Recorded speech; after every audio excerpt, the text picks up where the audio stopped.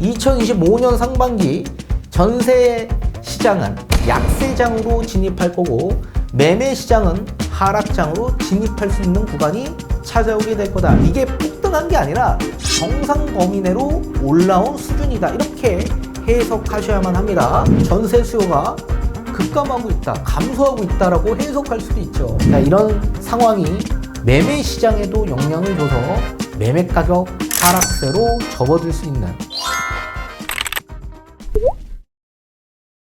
네, 안녕하세요. 반갑습니다. 이경민의 부동산 하이킥의 이경민입니다.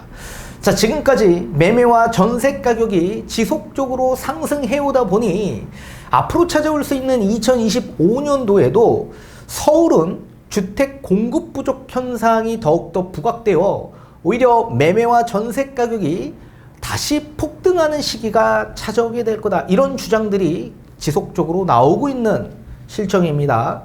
특히나 뉴스매스컴 여러 전문가들의 의견을 종합해 보면 지금 현재 둔촌주공 올림픽파크 포레온의 입주를 앞두고 있는 상황인데 입주 물량의 영향을 지금 받지 않고 있는 상황이다. 특히나 그 주변 지역 일대에 있는 아파트들은 오히려 전세 가격이 하락하는 게 아니라 전세 가격이 지속적으로 상승하고 있는 구간이다. 따라서 예전 헬리오시티와 다른 양상을 보이게 될 거다. 그렇기 때문에 다시 전세 가격 상승이 매매 가격 상승을 부추겨 집값이 폭등하게 될 거다. 이런 주장을 내세우고 있는 것으로 보여주고 있습니다. 저는 다른 해석을 내세우고 싶습니다. 자, 단면적인 모습만 보는 게 아니라 그 내면을 봐야 우리가 정확하게 시장을 진단할 수 있을 겁니다. 자, 저는 반대로 2025년 상반기 전세 시장은 약세장으로 진입할 거고 매매 시장은 하락장으로 진입할 수 있는 구간이 찾아오게 될 거다. 이런 말씀을 해드리고 싶습니다. 오래전부터 이런 주장들을 계속적으로 내세우고 있는 상황이죠. 자, 몇 가지 이유가 있습니다. 자, 그 이유를 우리가 알기에 앞서 우선적으로 지금 전세 가격이 왜 이렇게 급등하고 있고 폭등하고 있는 그런 상황인지를 먼저 파악해야만 할 겁니다. 자, 사실 이 전세 가격이 큰 폭으로 폭락했기 때문에 다시 정상 범위 내로 적정 시세만큼 올라온 거다. 이렇게 보셔야만 합니다. 자, 전세 가격이 큰 폭으로 폭락했던 가장 큰 원인은 임대차 3법이 도입되었기 때문으로 풀이되고 있습니다. 자, 전세 가격이 역사상 가장 큰 폭으로 폭락했던 시기는 딱 두 번밖에 없습니다. 자, 91년도 노태우 정권 때 주택임대차보호법을 개정하면서 전세계약 1년을 2년으로 증가했었고요. 또 2020년 7월 30일 임대차 3법이 도입돼서 임대차보호법이 개정되었습니다. 따라서 2년 계약을 4년으로 증가되었기 때문에 임대인분들은 실질적 임대 수익을 내기 위해선 그 4년의 미래의 가치를 다시 선반영해서 전세 가격이 프리미엄이 얹어져서 매매 가격처럼 거품이 생겨 폭등했던 시기가 찾아왔었던 거죠. 자, 그 이후에 금리 인상에 대한 리스크가 같이 겹쳐지면서 전세대출 금리도 2배 이상 올라가기 시작하며 전세를 회피하고 월세로 전환하는 수요가 급격하게 증가되기 시작했습니다. 그리고 거품이 껴져 있던 이 전세 가격에 급락이 나오면서 역전세가 발생이 되어 전세 사기가 크게 발생되기 시작했었습니다. 그래서 전세를 회피하는 수요가 증가되다 보니 전세 가격 하락폭이 훨씬 더 가속화됐던 상황이었었죠. 자, 그런데 이제는 이 임대차 3법이 어느 정도 정상 범위 내로 작용되기 시작했고 이 금리 인상의 리스크는 해제되기 시작하면서 시장 금리는 빠르게 인하되기 시작합니다. 그리고 큰 폭으로 하락했던 아파트의 전세 가격의 매력도가 높아지면서 빌라의 전세 수요층들이 다시 대거 아파트 시장으로 유입되기 시작하면서 전세 수요가 급증하기 시작합니다. 그러면서 전세 가격이 큰 폭으로 상승하기 시작했죠. 다만 적정 전세 시세만큼 올라온 거지 이 전세 가격이 예전 임대차 3법 때처럼 거품이 생겨서 상승된 게 아니다. 자, 우리가 최고가를 찍었던 임대차 3법 이후에 전세 가격은 앞으로 수년 동안 보긴 어려우실 겁니다.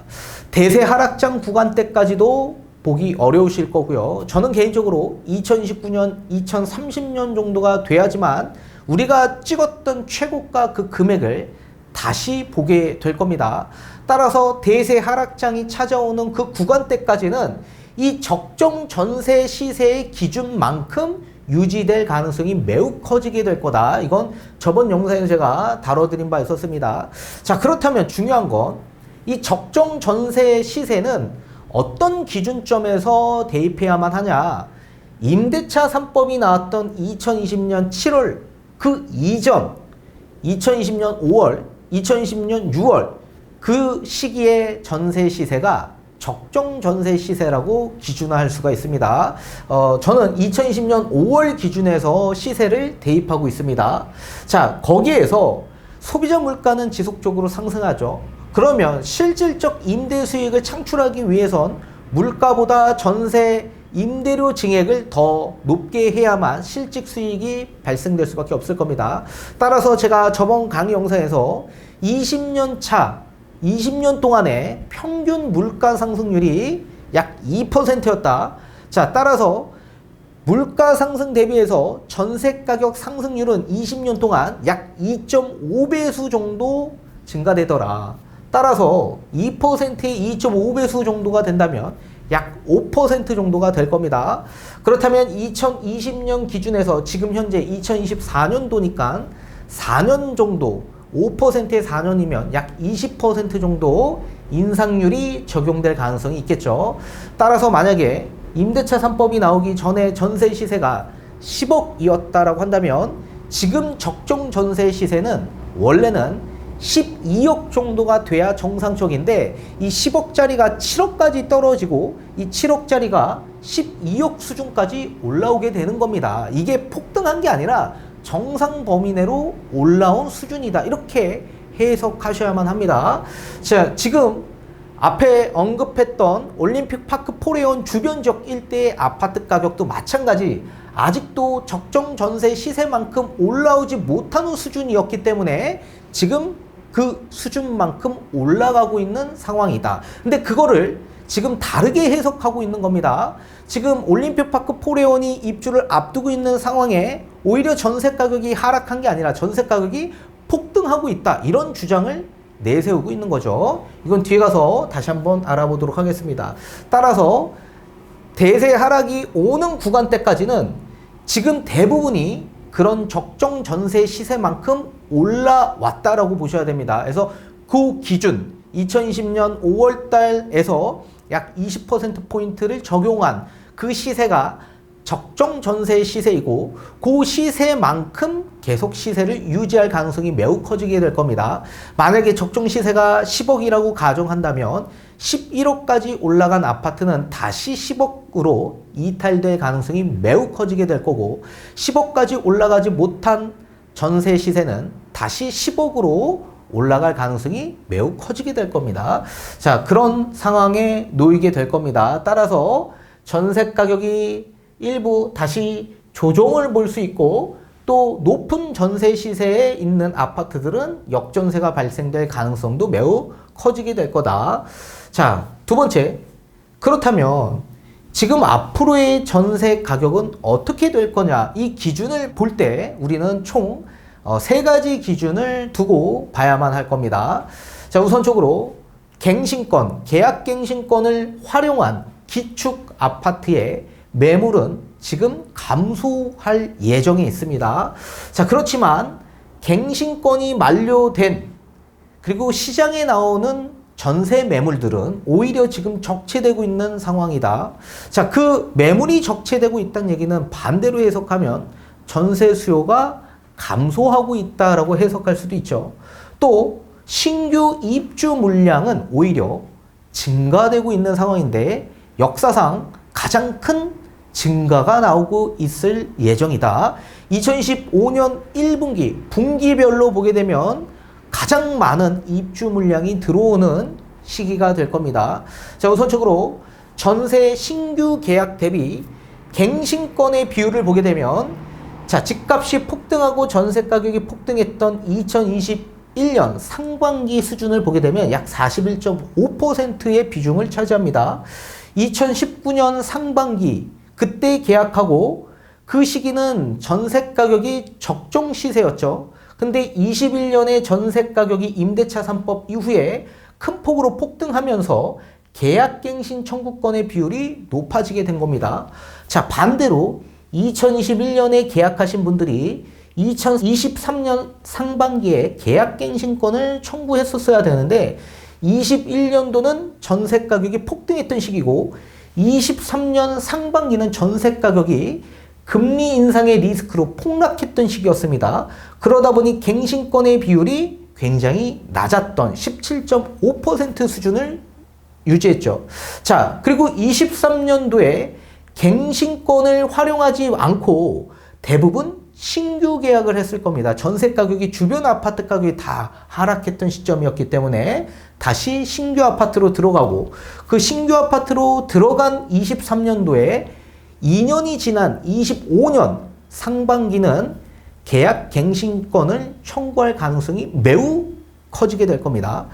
23년도에는 가장 낮았던 하락폭이었고 25년 상반기에는 지금 시세대로 높아졌기 때문에 갱신권을 활용할 가능성이 매우 커지게 될 가능성이 있을 겁니다. 그러면서 이 기축 매물들은 감소하는 수치로 유지가 될 가능성이 있을 겁니다. 자, 그리고 둔촌주공을 보게 되면 전세 물량은 증가될 거다. 약 12,000가구에 44% 정도 되는 전세 물량이 나올 가능성이 매우 커지게 될 겁니다. 자, 그 가운데서도 분양가 상한제 적용받는 아파트로서 실거주 의무가 있습니다. 즉시 들어가서 2년 이상 거주를 하셔야 되는데, 자, 이게 지금 유예가 되는 상황입니다. 그래서 3년 이내에만 전입하는 조건에서 이 실거주 의무가 유예가 됐는데, 자, 3년 이내에 전입을 해야 된다면 새로운 임차인을 구할 때 굉장히 어려움이 있을 수밖에 없다. 자, 만약에 임차인이 새롭게 계약을 했는데 원래는 4년을 계약해야 되겠죠. 계약 갱신 청구권까지 4년이지만 집주인이 2년 지나고 나서 계약 갱신 청구권을 활용하지 않고 전입하겠다라고 한다면 임차인은 퇴거해야만 합니다. 그러면 4년을 채우지 못하고 2년만 채운 채 퇴거해야 되겠죠. 또는 3년이라고 기재하고 계약을 할 가능성도 있을 겁니다. 4년을 채우지 못하고 3년만 거주하고 퇴거해야 되는 이런 번거로움과 수고스러움 그리고 그런 불리함이 작용될 수밖에 없겠죠. 그래서 수요를 찾기가 쉽지 않을 거다. 그리고 물량 자체도 굉장히 과공급 물량이기 때문에 이 수요를 맞추기가 굉장히 어려울 가능성이 있을 거다. 따라서 신규 입주 물량이 지금보다 훨씬 더 증가될 가능성이 매우 커지게 될 거다. 그리고 전세 기축 물량의 건수를 보게 되면 만약에 계약갱신권이 만료가 된 그 물건들이 시장에 나올 수 있겠죠. 그런 물량들이 사실 2024년 5월달 집값이 큰 폭으로 상승되기 시작했던 5월은 3만 건이었습니다. 그리고 6월부터 본격적으로 상승을 했는데 자, 26,800건 정도로 굉장히 감소했습니다. 자, 집값이 큰 폭으로 상승되다 보니 오히려 전세로 이동하는 수요가 훨씬 더 많았던 시기다라고 보셔야 됩니다. 그래서 전세 물량이 감소된 수치죠. 그런데 반대로 지금 24년 10월 6일 기준에서 본다면 약 28,800건 정도로 굉장히 많이 다시 증가되기 시작합니다. 오히려 지금 전세로 들어가고자 하는 수요가 감소되고 있다라고 해석할 수도 있죠. 자, 자료를 하나하나 살펴보도록 하겠습니다. 2024년 하반기 전세 가격 폭등한다. 이 부동산 전망을 24년 4월 달에 여러분들에게 강의해드린 바 있었습니다. 자, 이 강의 영상에 판서를 제가 캡처해서 가지고 왔습니다. 자, 이 당시 제가 뭐라고 말씀을 해드렸냐? 우선 서울아파트 한국부동산원의 주간 전세가격 증감률을 합계를 제가 말씀을 해드렸었습니다.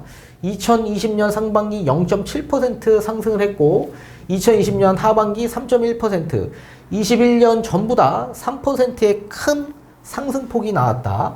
그리고 22년 상반기부터 하락세로 접어들고 22년 하반기, 23년 상반기 굉장히 큰 폭락이 나왔다. 그리고 23년 하반기 3% 상승했고 24년 상반기 이 당시에 4월 달이기 때문에 1.3% 수준이었습니다. 그런데 5월 달까지 합산하면 약 1.5% 상승을 했고 24년 하반기는 아마도 3% 정도 수준의 전세 가격 큰 폭등이 나올 가능성이 있다. 이렇게 제가 말씀을 해드렸는데 실제 지금까지의 전세 가격 상승률을 보게 되면 3.2%가 나왔습니다. 그래서 3%까지 지금 나온 상황입니다.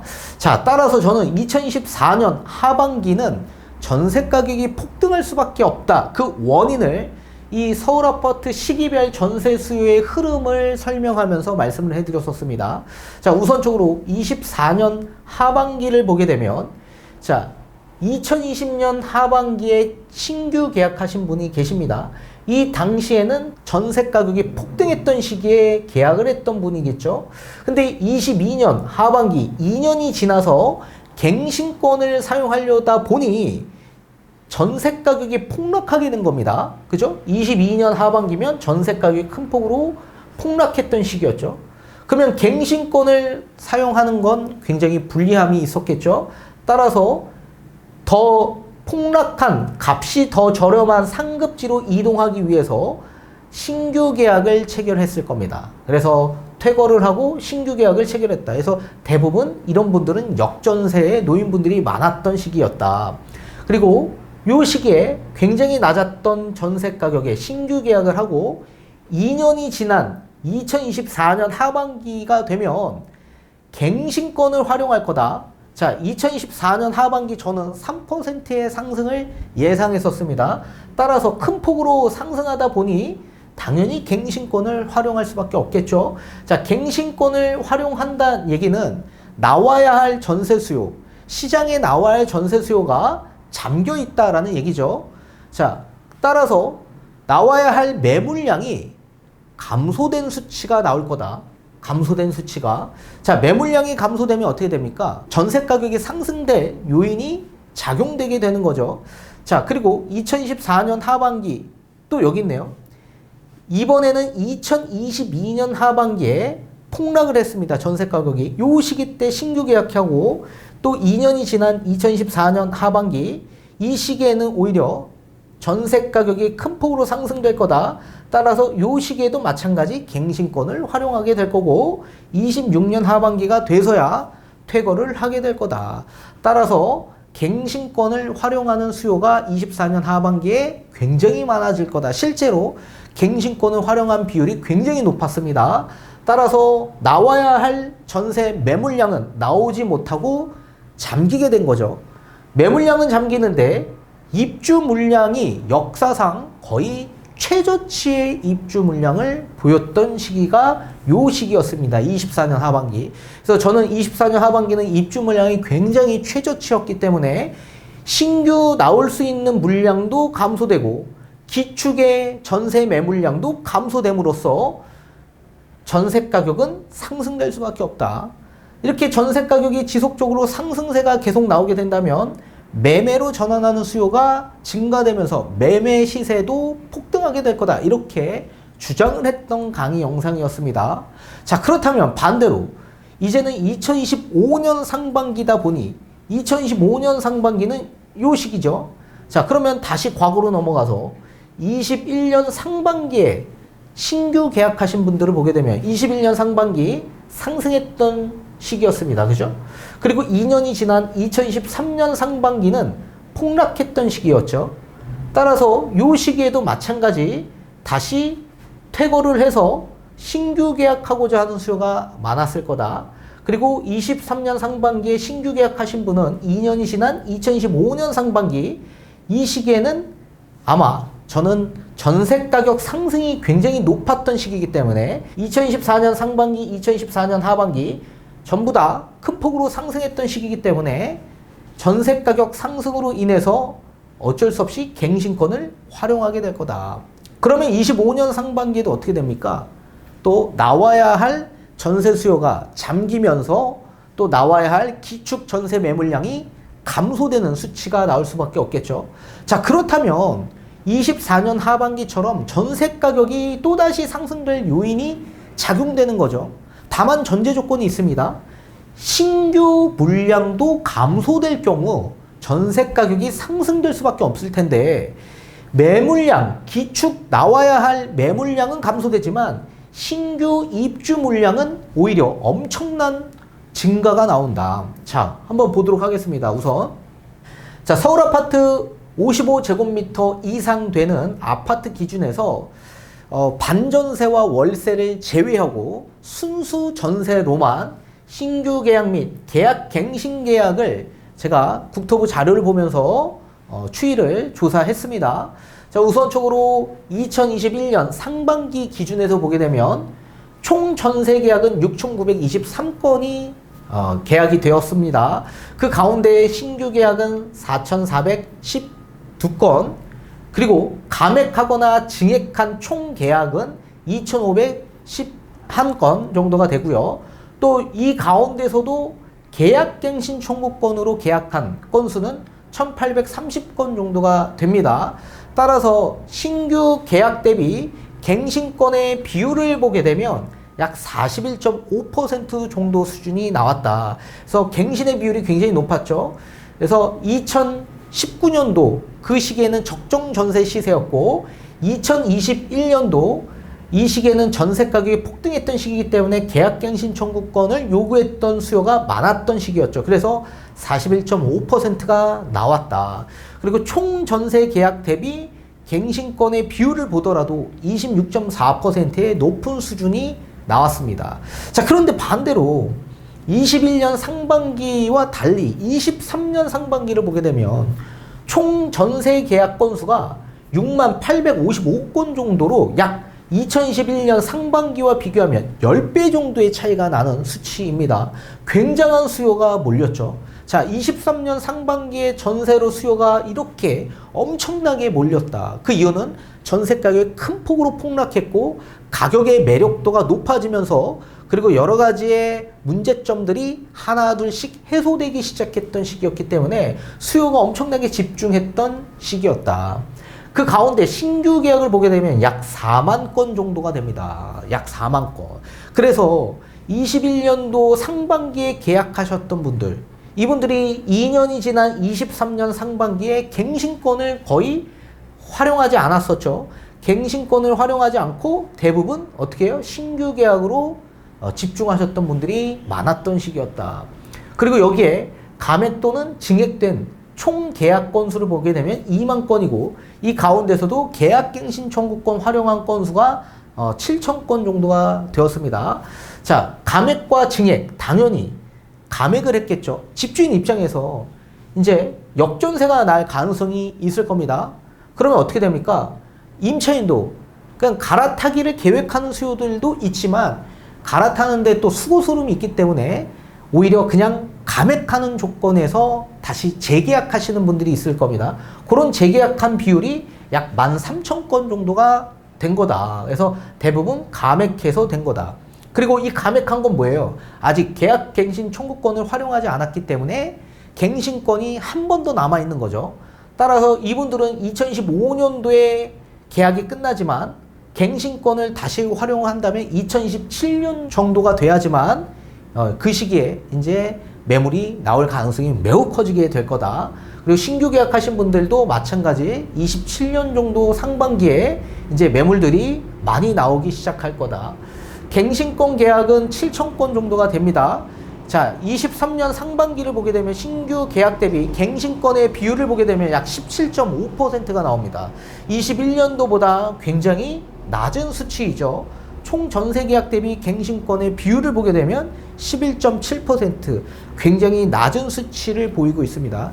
이 얘기는 나와야 할 수요가 나오지 못하고 다시 재계약을 체결하거나 신규 계약을 체결했던 분들이 굉장히 많았었다. 그래서 나와야 할 물량이 나오지 못하면서 전세 가격 상승이 예상될 수밖에 없을 거다. 이렇게 보는데 앞에서 말씀드린 것처럼 나와야 할 기축 전세 매물은 감소되더라도 신규 입주 물량이 감소된다면 전세 가격이 상승될 수 있다라고 제가 24년 하반기 전망에서 그렇게 말씀해 드렸죠.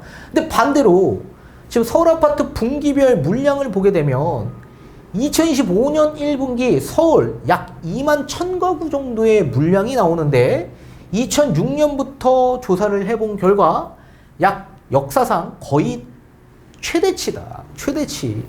자, 우리 얼마 전 2024년 이게 지금 25년 1분기입니다. 그렇다면 바로 옆에 요 조그만한 막대 보이시죠? 이게 24년 4분기입니다. 역사상 두 번째로 적은 물량이었습니다. 그래서 약 2,000건 정도가 됩니다. 2,000건. 25년 1분기 대비해서 약 10배 정도, 10분의 1 정도 지금 엄청난 감소가 나왔던 시기죠. 자, 역사상 두 번째로 굉장히 낮은 수치가 나온 시기가 24년 4분기다. 그리고 24년 3분기도 마찬가지 한 5,000건 정도 되고요. 그리고 23년 2분기도 마찬가지 약 2,000건대 정도가 됩니다. 그래서 24년 하반기는 입주 물량, 신규 입주 물량이 굉장히 감소되는 수치에 여기에 기축, 나와야 할 전세 물량도 감소되기 때문에 이게 합쳐져서 물량 부족 현상이 나오면서 오히려 전세 수요가 급증하고 물량이 감소되는 수치가 나오면서 전세 가격은 상승되는 그런 상황으로 나오게 될 거다. 이게 제가 24년 4월 달에 전망했던 강의 영상입니다. 근데 반대로 지금 25년 1분기는 어떻게 됩니까? 적정 수요보다 훨씬 더 많은 물량들이 나오게 되는 거죠. 약 2만 가구. 그래서 우리 이 시기 2008년 3분기 물량이 굉장히 많이 나왔습니다. 그리고 나서 2008년 하반기 4분기부터 2009년 상반기까지 전세 가격도 하락했지만 매매 가격도 동시동반 하락했던 시기였다. 그리고 2018년 4분기 요 시기도 마찬가지 물량의 여파가 있었죠. 요 시기가 헬리오시티가 들어왔던 시기였는데 전세 가격도 하락했고 매매 가격도 2019년 상반기까지 하락했던 시기가 왔었다. 마찬가지 지금 찾아올 수 있는 25년 1분기도 마찬가지 그럴 가능성이 매우 커지게 될 거다. 자, 그런데 갱신권이 만료되고 나오는 물량들이 있지 않습니까? 그런 여러 전세 물량들을 보게 되면 지속적으로 감소하고 있다가 2024년 9월부터 시작해서 물량이 급격하게 증가되기 시작합니다. 이 얘기는 반대로 얘기하면 가뜩이나 서울 아파트 신규 물량도 증가되는데 지금 기축 아파트의 전세 물량은 계속적으로 증가하고 있는 상황이죠. 이런 상황은 우리가 반대로 해석하면 전세 수요가 급감하고 있다, 감소하고 있다라고 해석할 수도 있죠. 따라서 이런 현상들이 계속 발생될 수 있다. 자, 그렇다면 헬리오시티와 우리 둔촌주공을 한번 비교를 한번 해보도록 하겠습니다. 자, 매머드급 단지의 입주 시점, 전세 가격 추이를 한번 보도록 하겠는데 헬리오시티가 약 10,000가구 정도가 되고요. 개포 디퍼가 약 7,000가구 정도가 됩니다. 그리고 둔촌 올파포가 약 12,000가구 정도가 됩니다. 대규모 세대이죠. 자, 우선적으로 헬리오시티를 보게 되면 2018년 12월 입주를 시작했습니다. 자, 2018년 4분기를 보게 되면 전세 시세가 6억 초반이었습니다. 자, 그런데 동일급지 또는 상급지 기준 잠실 엘리트나 파크리오는 헬리오시티와 거의 동급입니다. 그래서 잠실 엘리트 기준에서 파크리오와 포함해서 보게 되면 2018년 4분기를 보게 되면 시세가 얼마였습니까? 8억 중반이었죠. 8억 중반. 그리고 하급지라고 지칭할 수 있는 그 당시의 신축이었습니다. 고덕 레면 힐스테이트 고레일이 2018년 4분기에 6억 후반이었습니다. 자, 따라서 지금 헬리오시티의 가격을 보게 되면 어떻습니까? 오히려 하급지보다 저렴하고 그리고 상급지와 비교했을 때 또는 동일급지와 비교했을 때 거의 2억대 정도 이상 차이가 나는 시세를 보였습니다. 그렇다면 수요가 어떻게 됩니까? 당연히 헬리오시티로 흡수될 가능성이 매우 높았겠죠. 그렇다면 원래 들어와야 할 수요가 분산이 되기 때문에, 그죠? 다 전부 다 헬리오시티로 들어갈 가능성이 매우 크기 때문에 이런 아파트의 전세 수요가 이탈될 가능성이 매우 높으면서 어떻게 됐습니까? 실제로 2019년 1분기 가격이 조정받기 시작합니다. 8억 중반이었던 전세 가격이 7억 중반으로 조정을 받고요. 또 고레일도 6억 후반에서 5억 초반까지 하락폭이 오히려 하급지에서 훨씬 더 큰 걸 보실 수가 있습니다. 자, 2019년 1분기 금액이 그대로였었습니다. 그죠? 그래서 굉장히 전세 가격 하락폭이 커지면서 매매 가격도 하락폭이 컸었다. 자, 반대로 개포 디퍼를 보게 되면 2023년 12월 달에 입주를 시작합니다. 자, 23년 4분기 기준에서 보게 되면 전세 시세가 약 12억에서 14억 정도 가격을 형성했었습니다. 자, 그런데 바로 옆에 붙어있는 레미안 블레스티지를 보게 되면 23년 4분기에 약 11억 5천에서 12억 정도의 전세 시세를 형성했었다. 그리고 헬리오시티를 보게 되면 하급지 23년 4분기 약 9억에서 11억 정도의 전세 시세를 보여왔다. 자, 이건 지금 헬리오시티와 시세가 완전히 다릅니다. 헬리오시티 때는 주변 아파트의 전세 가격이 굉장히 높았던 상황이었고, 반대로 헬리오시티 때는 시세가 굉장히 낮았었죠. 그래서 헬리오시티로 전부 다 흡수가 되었던 반면에 지금 대부분의 요 비슷한 급지 또는 하급지에서 봤을 땐 전세 가격이 오히려 더 저렴한 걸 보실 수가 있습니다. 그죠?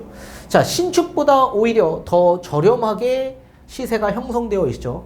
자, 2013년을 기억하면 앞에서 언급한 것처럼 전세 가격이 가장 큰 폭으로 폭락했던 시기였다.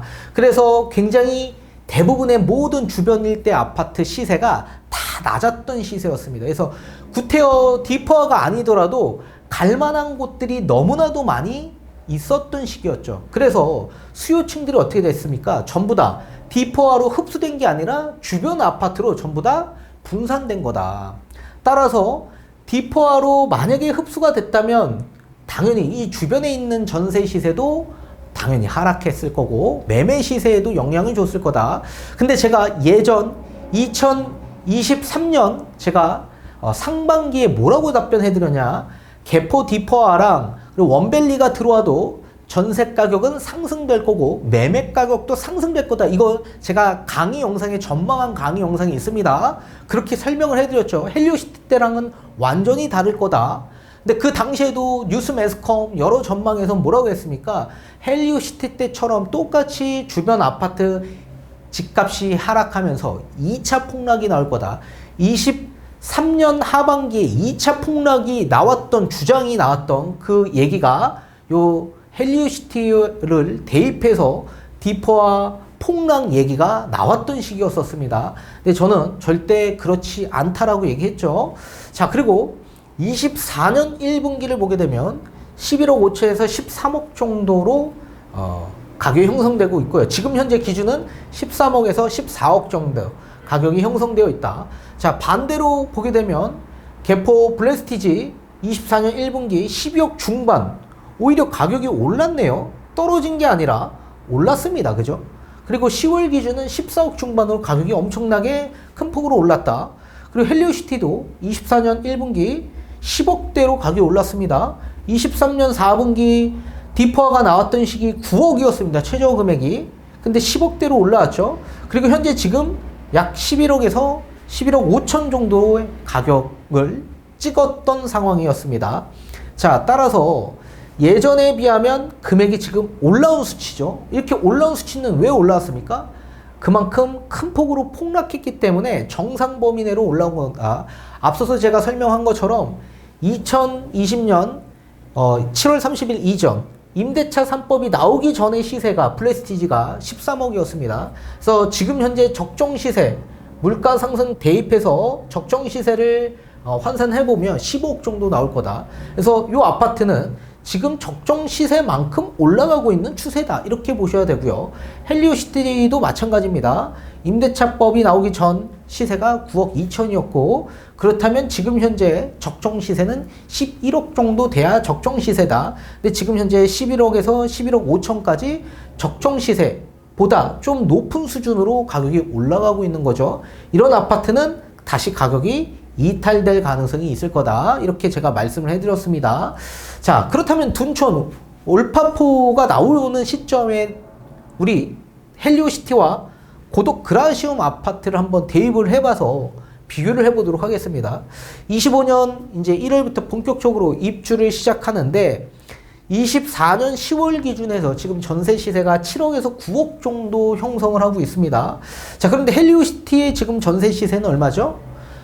둔촌 주공보다 지금 저렴하지 않습니다. 11억에서 11억 5천. 고덕 그라시움은 약 8억에서 9억 정도 가격 형성을 하고 있습니다. 자, 이건 지금 헬리오시티 때와 거의 비슷한 상황으로 가고 있는 거죠. 자, 지금 대부분이 23년도에는 전세 가격이 폭락했지만 지금 24년 하반기는 아까 어떻게 됐죠? 23년 하반기부터 본격적 상승이 일어나면서 24년 상반기, 24년 하반기 전부 다 큰 폭으로 상승을 했죠. 그래서 다시 정상 범위 내로 올라온 겁니다. 그래서 주변 아파트의 시세가 굉장히 높은데 지금 올파포의 아파트는 전세 시세가 굉장히 낮은 수준을 보이고 있다. 그죠? 근데 중요한 건 앞에서 언급한 것처럼 분양가 상한제 적용되는 아파트이기 때문에 3년간 유예를 줬습니다. 그래서 3년 안에만 전입하면 되는 조건입니다. 근데 세입자 입장에서, 임차인 입장에서 바라봤을 때 갱신권 활용하면 총 4년을 살 수 있는데 만약에 최소 2년만 살다가 갑자기 집주인이 퇴고 요청을 하고 전입하겠다라고 한다면 어쩔 수 없이 퇴고를 해야만 하겠죠. 아무리 신축이고 아무리 좋은 아파트라고 하더라도 2년만 살다 나와야 한다면 굉장한 불리함이 있을 수밖에 없습니다. 그래서 대부분의 수요층들도 이런 둔촌 주공에 들어가는 데 있어서 굉장한 고심을 하고 들어갈 가능성이 있을 거다. 근데 앞에서 언급한 것처럼 역사상 분기별 25년 1분기 신규 입주 물량이 굉장히 많은 시기다. 그런 많은 시기에 지금 둔촌 주공은 약 44%, 전체 가구의 44%가 물량으로 나올 수 있다. 그런 물량이 25년이 가면 갈수록 오히려 더욱더 적체될 가능성이 있을 겁니다. 지금은 아직까지 잔금 기한이 25년 3월, 4월 달까지입니다. 그래서 그 기간까지 아직 많은 시간이 남아있기 때문에 물량이 아직 많이 나와 있는 상황은 아닙니다. 근데 시간이 지나면 어떻게 됩니까? 조급해지죠.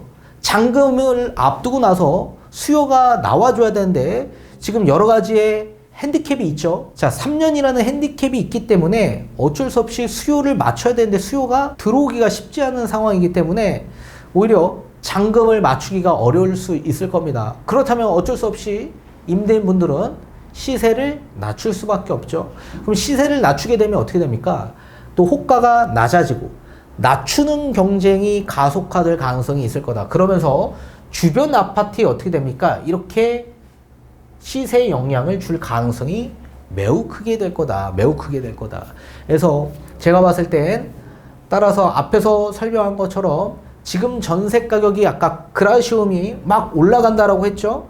자, 그라시움은 정상 범위 내로 올라가고 있는 겁니다. 얘가 지금 폭등을 한 게 아니고 정상 범위 내로 올라오고 이런 상태에서 이제 올파포 내년에 입주하기 시작한다면 이제 본격적 물량이 대거 나오면서 이제 가격 하락세가 나올 가능성이 있고 그렇다면 정상 범위 내로 올라온 이 시세는 영향을 받을 수밖에 없을 거다. 이렇게 보고 있습니다. 자, 따라서 전세 수요가 감소되고 입주 물량 증가되고 그리고 전세 물량도 적체된 이런 상황에서는 당연히 전세 가격이 약세로 들어갈 수밖에 없고 일부 조정을 보면서 또 일부는 역전세에 놓일 수 있는 분들도 나올 수밖에 없을 거다. 자, 이런 상황이 매매 시장에도 영향을 줘서 매매 가격 하락세로 접어들 수 있는 영향을 미칠 수밖에 없을 거다. 이렇게 저는 시장을 바라보고 있습니다.